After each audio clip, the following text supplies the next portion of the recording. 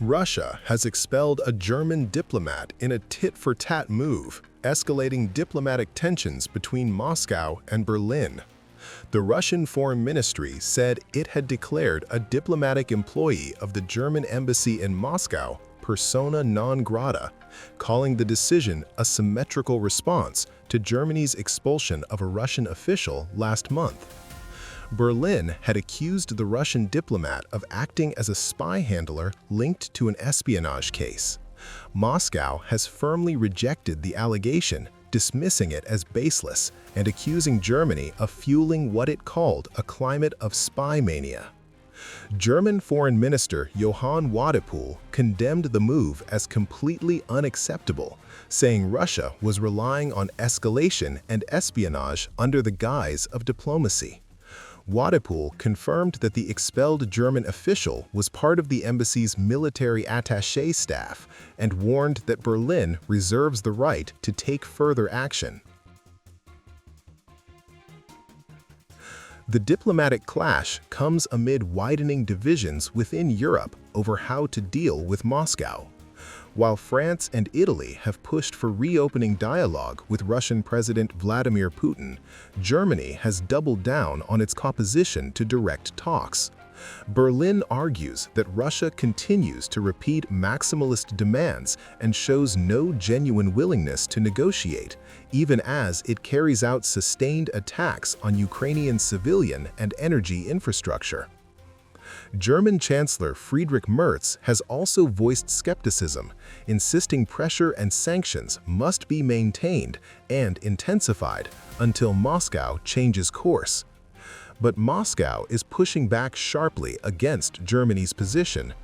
Russian Foreign Minister Sergey Lavrov accused Chancellor Merz of preparing Germany for war, pointing to Berlin's decision to lift constitutional limits on military spending in order to become Europe's leading military power. Lavrov also questioned the behavior of France and the United Kingdom, saying European leaders cannot spend years portraying Russia as weak and collapsing, only to now claim it poses an imminent military threat.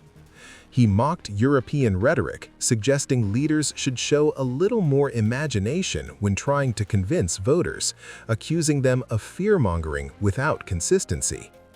According to Lavrov, Europe has instead fallen into what he described as its own political trap, isolating itself while publicly debating dialogue it is unwilling to pursue. Lavrov also took aim at French President Emmanuel Macron, calling his repeated hints that he might call President Putin an example of miserable diplomacy. He insisted that if a European leader truly wants a serious conversation, Moscow has never refused contact, adding that President Putin will always pick up the phone. Macron announced yet again about 2 weeks ago that he might call Putin sometime. You know, that's not serious, it's pathetic diplomacy. If you want to call and have a real conversation, just call. Putin will always answer the phone. He'll always listen to any proposal.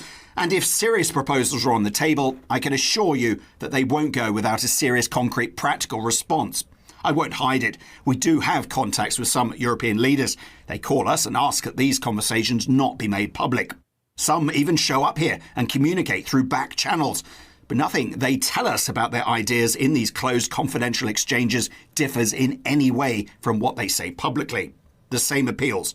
Let's wrap this up. Something has to be done. They just kept saying the same things. Let's bring it to a close. Let's do something. I don't see Europe taking up any real position. They've walked into their own trap by adopting this uncompromising stance that I mentioned earlier, when they insisted on Russia's strategic defeat, saying Ukraine cannot lose, Russia cannot win, or else Europe loses face. Recently, the Chancellor of Germany, Friedrich Merz, said that Russia is the largest country in all of Europe.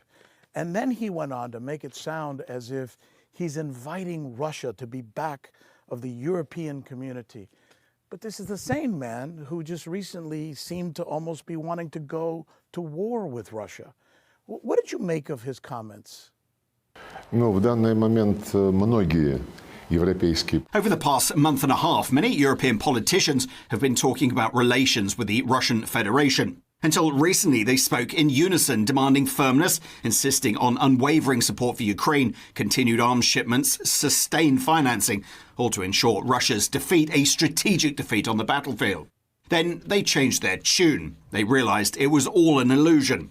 Their planners, their military strategists who had orchestrated this operation, who had prepared Ukrainians to fight and die advancing European interests against Russia, they finally understood that these plans had collapsed. No one had learned anything from history. Napoleon's attempt, Hitler's attempt, and once again they rallied practically all of Europe under those same banners. Only this time, unlike Napoleon and Hitler, not yet as soldiers on the battlefield, but as donors, sponsors, arms suppliers, ideological leaders.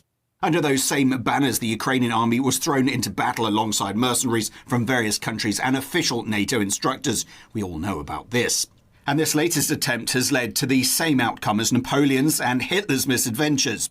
But the West learns history poorly. We see this especially in Germany, which you mentioned. After several relatively quiet years under Angela Merkel, followed by that rather murky period under Chancellor Scholz, Friedrich Merz came to power and made some striking statements that deserve some serious consideration. He announced that he was lifting constitutional restrictions on military spending, then declared this was necessary for Germany to once again, I emphasize that word, once again, become Europe's dominant military power.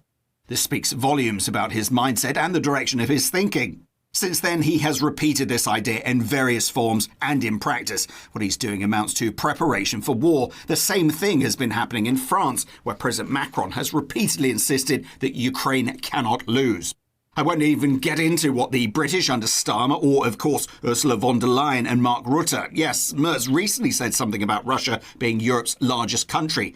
Let me correct that right away. Russia is the largest country in Eurasia, not just Europe, and indeed the world. But what concerns us here is Eurasia as a continent. Every attempt so far to establish security in this space has focused exclusively on the western part of Eurasia, so-called Europe. All these security frameworks have been built around the Euro-Atlantic concept. NATO, the North Atlantic Treaty Alliance. The Americans never wanted to leave the Europeans on their own, and they still don't. They simply want Europeans to foot the bill for their own military preparations and buy American weapons. But lose oversight of their NATO allies? Washington has no intention of that.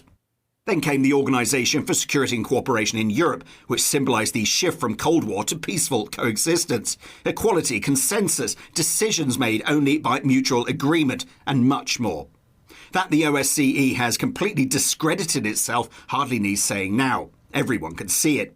Back when the Soviet Union was collapsing and the Warsaw Pact was dissolving, there were voices saying NATO should be disbanded too, that instead of NATO and the Warsaw Pact, we should strengthen the OSCE as our collective framework based on an honest, equal balance of interests. They remember that now.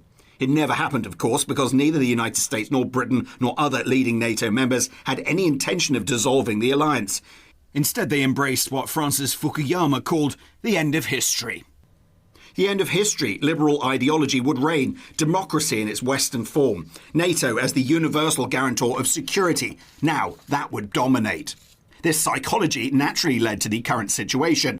But as the Euro-Atlantic structures weakened, I'll note parenthetically that the European Union has also become a NATO appendage. They even signed a document to that effect. Germany began reasserting itself, and this alarms not only us, but many EU member states.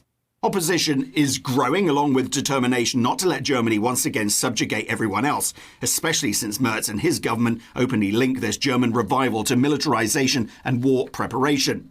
Their defense minister, Pistorius, keeps pointing out to 2029 to 2030 as the deadline by which they must be ready for war with Russia. I don't know who they're trying to convince that Russia would actually attack them. Knowing history should be enough to keep such foolish notions out of your head. But consider the arguments we hear from Europeans. Russia is weakened. Russia is barely advancing across Ukrainian territory. Russia gains a teaspoon of land per day. Russia is failing. Fifth year of war and so on. Massive losses. Russia is struggling, forced to overcome gaps in various weapons systems, or so they write. They paint this picture for their voters of a militarily and economically exhausted Russia, then immediately, with no logical bridge whatsoever, leap to the conclusion that we must prepare for the same Russia to attack us. If you're going to portray us as a broken, depleted country, at least have enough imagination to manipulate your voters more elegantly.